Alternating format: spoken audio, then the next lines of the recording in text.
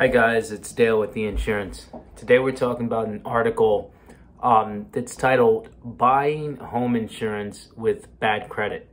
So either way, congrats, you probably just purchased a home, or if you did not and you're just looking for home insurance and you happen to be building or in the process of building your credit back, this is a good article to give you a couple nuggets to help you during your search, right?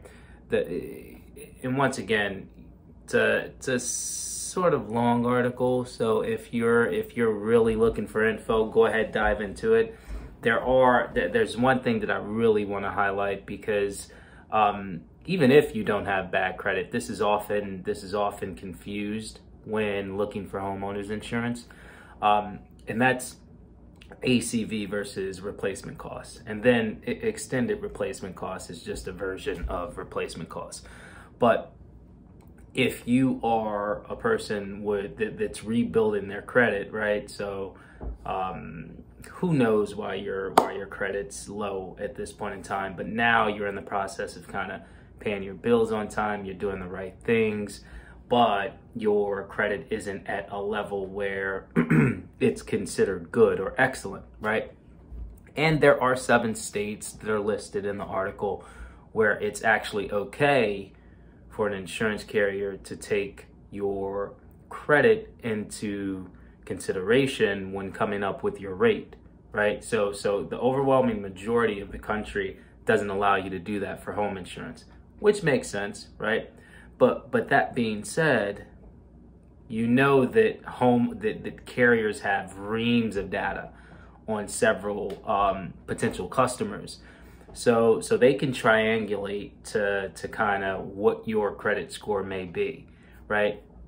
So keep in mind, even if you're outside of those states, there are pieces of data that carriers can obtain that may link kind of your financial viability to your account, right? So it's always good to kind of try to build your credit up, because it can only help in terms of rating for just about every piece of insurance, let alone homeowners, right? But one thing that's very important that people often do, so you know about if your credit's kind of being rebuilt, you're looking to save money where you can in terms of home insurance, because you don't want them to gouge you on the rate. So we know about kind of the discounts, right? The claims free discount, or things like that.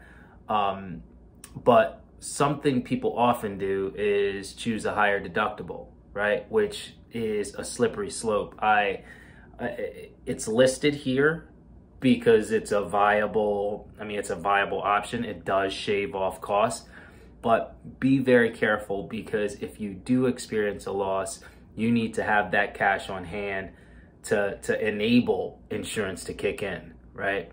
So yeah, going from $1,000 deductible to a $5,000 deductible can shave off a lot of premium on that monthly premium, but you've got to really consider how often do you have just $5,000 in cash sitting around, not for a rainy day, but if something were to happen to your home, right?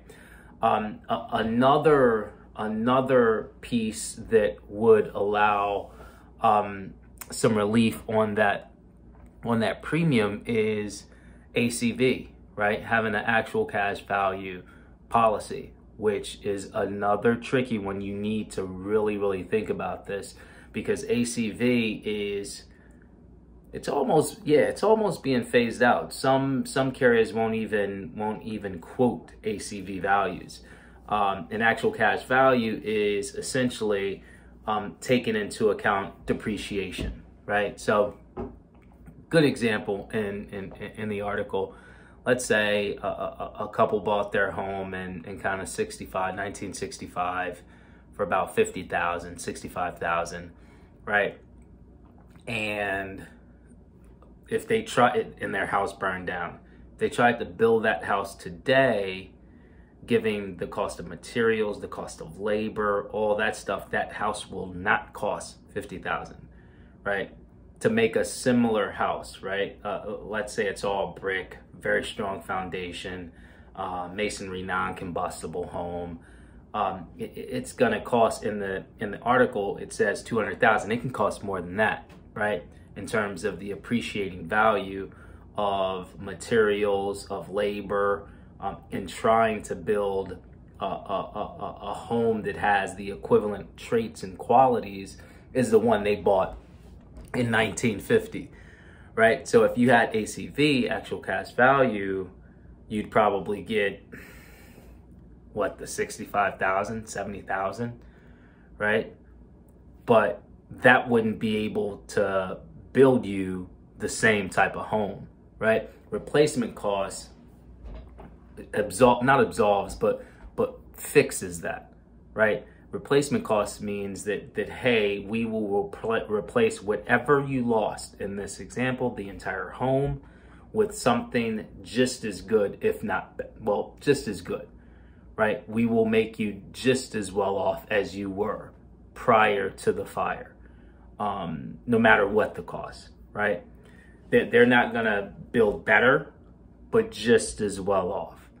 Right, so that's what you want to take into account. And as you could imagine, if the carrier agrees to ACV, then it's a significant difference in premium, right?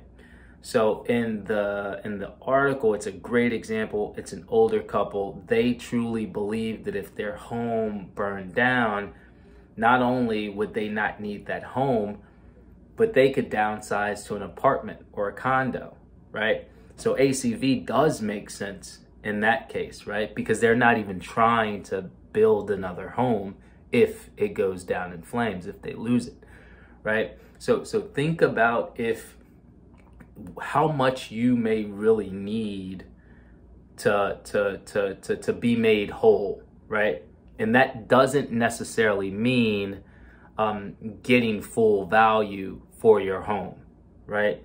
So just think about that, and once you come to a decision, you can broach that topic with the carriers in which you're building a market and getting quotes from.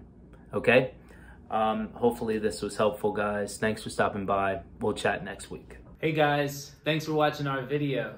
If you enjoyed it, don't forget to hit the like button and subscribe to our channel for more awesome content. And if you really liked it, hit that notification bell so you never miss an update. We love hearing from you. We love hearing from our viewers. So be sure to leave a comment below with your thoughts on this video, and we'll see you in the next one.